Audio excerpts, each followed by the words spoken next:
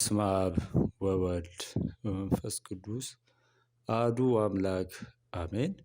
በክርስቶስ ክርስቲያን በወልድ ውልድ በመንፈስ ቅዱስ መንፈሳውያን እየተባላችሁ አንድም የተሰኛችሁ የእመቤታችን የቅድስት ድንግል ማርያም የቅዱሳን የጻድቃን የሰማዕታት ወዳጆች እንደምን ሰነበታችሁ?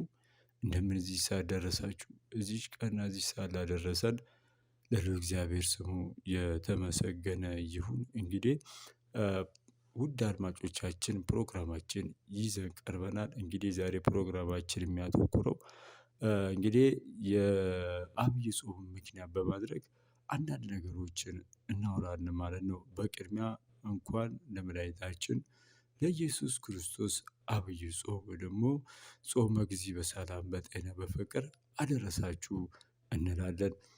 ሀሳብ አስተያየታችሁን እንደተለመደው ለምን አንዋደድም የዩቲዩብ ቻናል እና ቴሌግራም ቻናል ላይ ጻፍ ብታደርጉልን ኮሜንት ብታቀብሉ እኛም የእናንተን ኮሜንት እያየን ድጋሚ ለእናንተ እናቀርብላችኋለን። እንግዲህ ዛሬ ይዘንላችሁ የመጣነው የዐቢይ ወይ ደግሞ ዐቢይ ጾም ሲጾም ስያሜ ያላቸው 8ቱ ሳምንታቶች አሉ። እኛ የመጀመሪያው ሳምንትን ዘወረደ ወይም ደግሞ ጾመ ሕርቃልን እንመለከታለን ማለት ነው።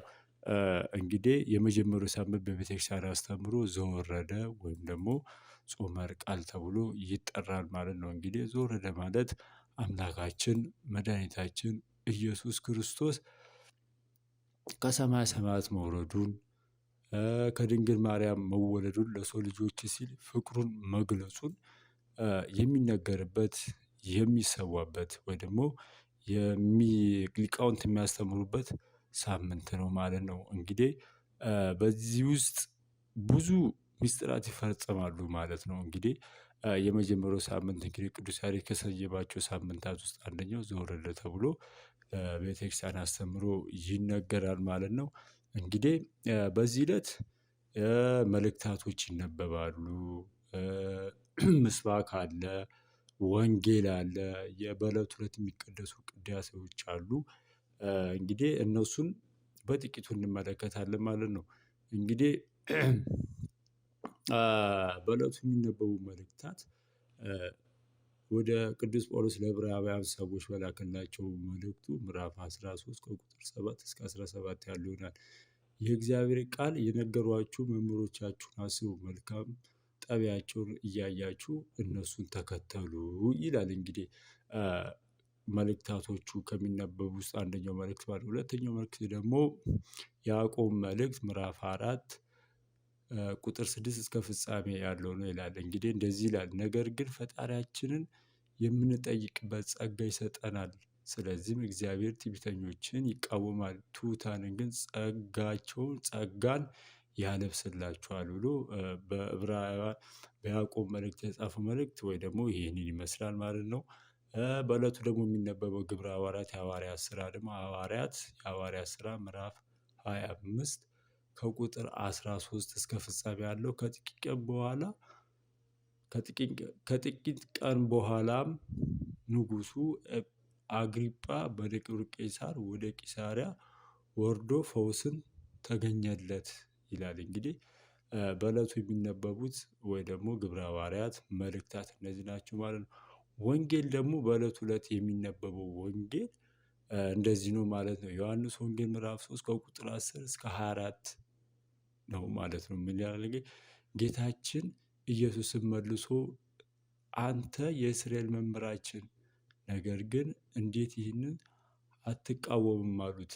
እውነት እውነት እላችኋለሁ የምንቃወመውን እንናገራለን፣ ያልተናገርነውን ያላየነውንም አንመሰክርም። ነገር ግን ምስክርነታችንን አትቀበሉትም። በምድር ያልሰራችሁትን እንዴት ታምኑኛላችሁ?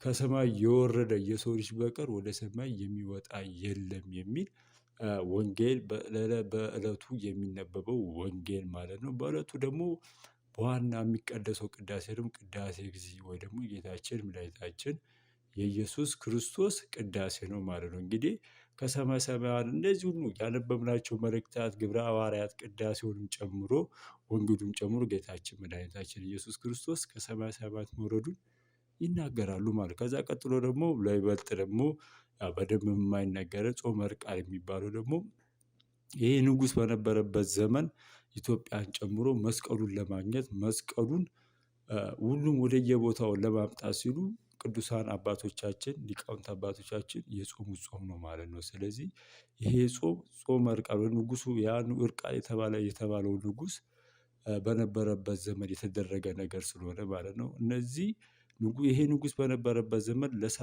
ቀን ጾምን ጾመው ነበረ። ይሄ ጾም ምንድነው ሲባል ቅዱስ መስቀሉ ምን እንዲሉ እንዲሰጣቸው ለነሱ እንዲሆን ለነሱ ከተሰጣቸው በኋላ ጠላትን ድል ያደርጉበት ዘንድ ስለዚህ ያደርጉበት ዘንድ ጾሙን ጾመዋል። የተደረገላቸውም ነገርም ስላለ መስቀሉም ተሰጥቷቸው ስለነበረ ያ መስቀል በድል ስላገኘ ነው ብለው 7 ቀን ስለጾሙ እንግዲህ ከዘወረደ ጋር አንድ ላይ ተጠቃላ የምትጾም ያው ጾም ነው። ታሪኩ በዚህ ውስጥ ዘወረደ በሚባለው ውስጥ ይነገርለታል ማለት ነው።